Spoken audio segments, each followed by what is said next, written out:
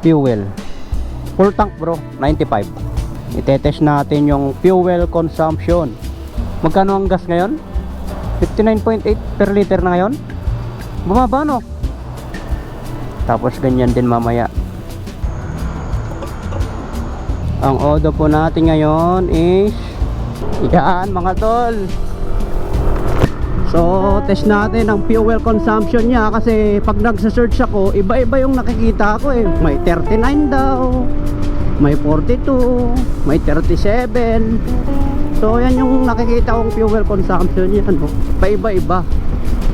So gusto kong masubukan ngayon yung normal riding, kung ilan ang fuel consumption niya, para matipid natin, malesen natin yung fuel consumption niya. Hindi tayo ganun ng ganun, kasi pangit yun eh, yung ganun ka ng ganun eh. Kailangan steady lang natin yung throttle.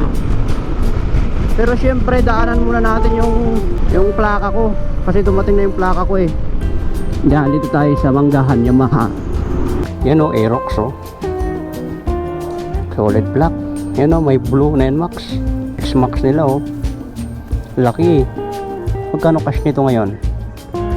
300,000. So magdagdag ka lang ng 100,000, meron ka ng ano, Kymco 400, no? Sayang, naging 400cc sana to. Ganda talaga, ano? Eh, nagasgas na naman to, oh. Ang ating shock, race power. Let's go.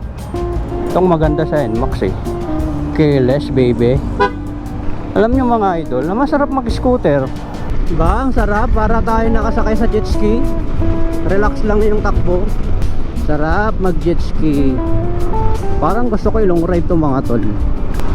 Sorsogon, tapos punta tayo ng Santa Ana, Cagayan Valley. So hindi natin po problemahin ang gastos sa gasolina nito, kasi matipid kumpara sa big bike. Dalawa lang naman yan eh.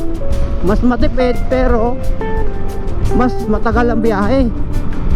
Hindi katulad sa big bike, mabilis lang ang biyahe. Kumbaga, kasi saglit lang eh. Konting piga mo lang, ang bilis eh. Ikot-ikot lang natin to, tapos tignan natin yung consumption nya. Saka hindi siya ano mga tol, pag ilong ride natin ng NMAX, yung komportable nya. Yun lang ang siguro ang disadvantage ng scooter. Medyo matagtag, saka matagal ang biyahe pag long ride. Pero pagdating sa maintenance nya, saka fuel consumption, malaki ang matitipid. Nararamdaman ko yung yugyug sa tiyan, saka ulo pag dumadaan ako sa gantong lugar.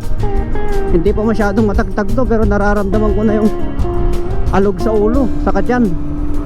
Para tuloy akong kinakabag. Sipin mo, malayo ang biyahe mo, tapos ganito tagtag. Dahil muna tayo sa gym. Yan, sa mga gusto mag-gym, mag-boxing, kailangan pag rider ka mga tol, mag-boxing kayo para suabe. Self defense. Palita. Jesse Oji. Malaki na, sir. Maganda hatak ng NMAX. Sarap sana pag malambot ang shock, no? Sarap pang long ride. Ang kalaban natin pag nag long ride tayo, init, ulan, pagod. Pero napakasarap. Dali niyang ilusot-lusot kasi ang liit.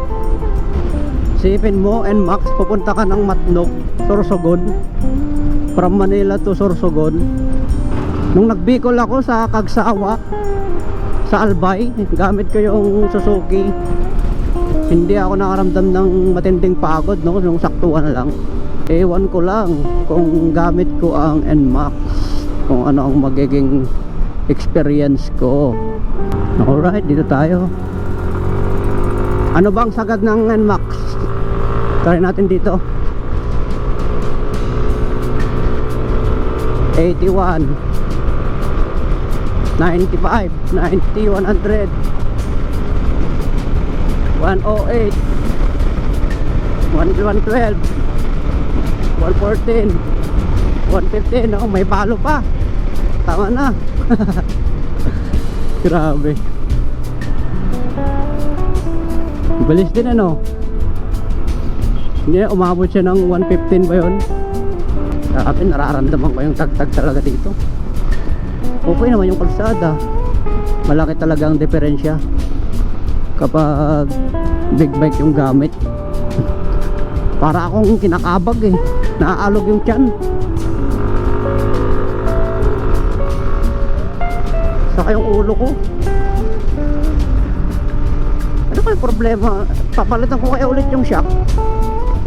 Yung stock shock niya maganda eh. Basta may laman yung top box. Hindi ata maganda yung shock na nabili ko ah. Maganda naman yung shock niya, Pro Race. Overtake tayo dito.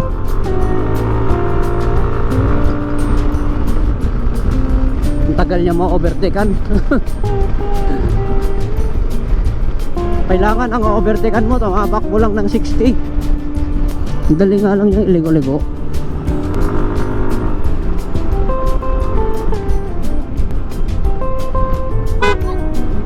Gulat siya. Ang dali niyang iligo. Alam nyo mga tol, kung pinagpipilian nyo ang ADB 160 Honda o NMAX 155, parehas lang silang maganda, no?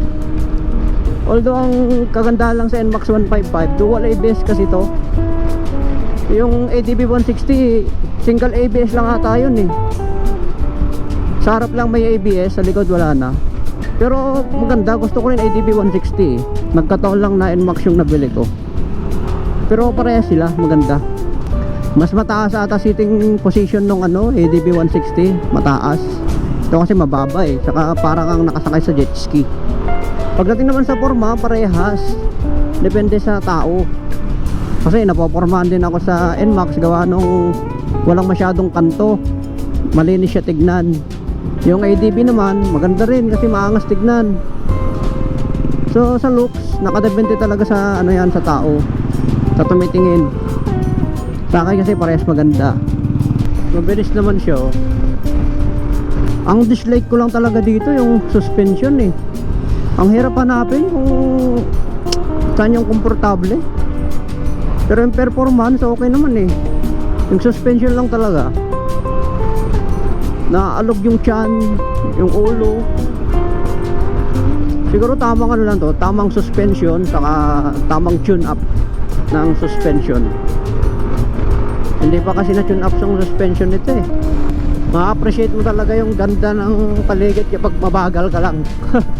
Pero pag mabilis ka wala, di mo ma-appreciate kasi nakapokus ka sa daan eh.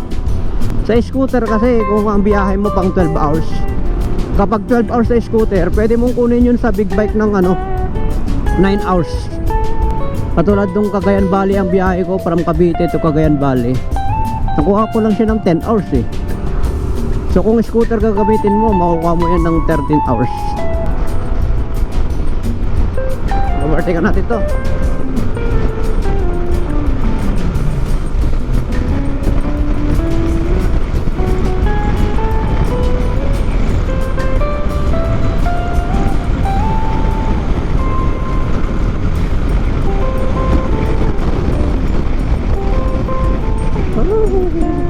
Kayang-kaya mag 100. Okay na. Nalabi lang, 20 na kulang. So 0.4 daw. 0.4 kwentahin natin. 47 km per liter pala to. So mag-average pala siya ng ano, 45 to 47 km per liter. Ang tipid. So putulin na natin ang video dito mga idol kasi naulan na tayo. Next time na lang ulit gamit ang NMAX.